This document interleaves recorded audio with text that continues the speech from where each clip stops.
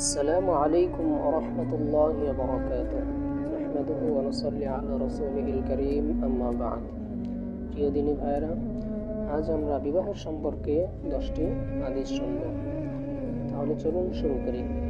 عن عبد الله بن مسعود رضي الله تعالى عنه قال قال رسول الله صلى الله عليه وسلم يا معشر الشباب من استطاع منكم الباءة فليتزوج فإنه أود للبصر وأحسن للفرج ومن لم يستطع فعليه بالصوم فإنه له وجاء متفق عليه।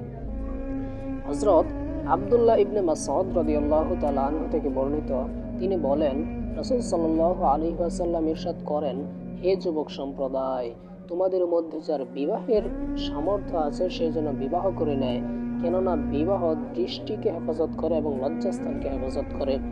আর যে ব্যক্তির সামর্থ্য রাখে না সে যেন রোজা রাখে, কেননা রোজা তার জন্য নিবীর্যকরণ স্বরূপ।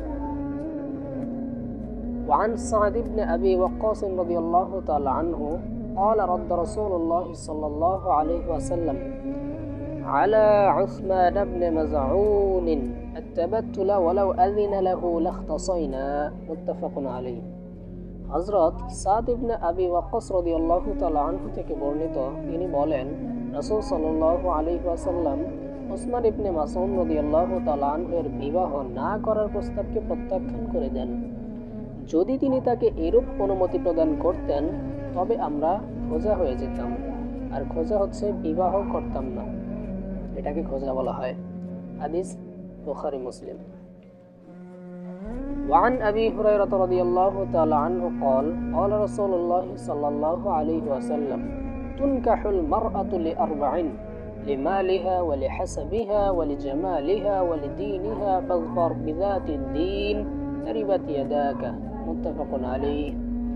হযরত আবু হুরায়রা রাদিয়াল্লাহু তাআলা আনহু থেকে বর্ণিত, তিনি বলেন, রাসূল সাল্লাল্লাহু আলাইহি ওয়াসাল্লাম বলেছেন, 4টি গুণের কারণে সাধারণত নারীকে বিবাহ করা হয়। নাম্বার 1, নারীর ধন সম্পদ। নাম্বার 2, বংশমর্যাদা। নাম্বার 3, তার সৌন্দর্য। নাম্বার 4, তার ধর্মপরায়ণতা। সুতরাং ধর্মপরায়ণ নারীকে বিয়ে করে ধন্য হও। আর যদি তুমি অপর নারীকে চাও তবে তোমার হস্তদ্বয় ধুলায় ধূসিত হোক তথা তুমি ধ্বংস হও। হাদিস বুখারী মুসলিম। وعن عبد الله بن عمرو رضي الله تعالى عنه قال قال رسول الله صلى الله عليه وسلم الدنيا كلها متاع وخير متاع الدنيا المرأة الصالحة رواه مسلم। হযরত আব্দুল্লাহ ইবনে আমর রাদিয়াল্লাহু তাআলা আনহু থেকে বর্ণিত, তিনি বলেন, রাসূল সাল্লাল্লাহু আলাইহি ওয়াসাল্লাম বলেছেন, দুনিয়ার সমস্ত বস্তু তুচ্ছ ও ক্ষণস্থায়ী, আর এই তুচ্ছ ও ক্ষণস্থায়ী বস্তুর মাঝে মুসলিম সতীর্ধনের নারী সর্বোত্তম সম্পদ। হাদিস মুসলিম শরীফ। وعن أبي هريرة رضي الله تعالى عنه قال قال رسول الله صلى الله عليه وسلم خير نساء ركبنا الإبل صالح نساء قريش أحناه على ولد في صغره وأرعاه على زوج في ذات يده متفق عليه। হযরত আবু হুরায়রা রাদিয়াল্লাহু তাআলা আনহু থেকে বর্ণিত, তিনি বলেন, রাসূল সাল্লাল্লাহু আলাইহি ওয়াসাল্লাম বলেছেন, উটের পিঠে আরোহণকারিণী নারীদের মধ্যে সর্বোত্তম নারী হলো কুরাইশ বংশীয় নারীগণ।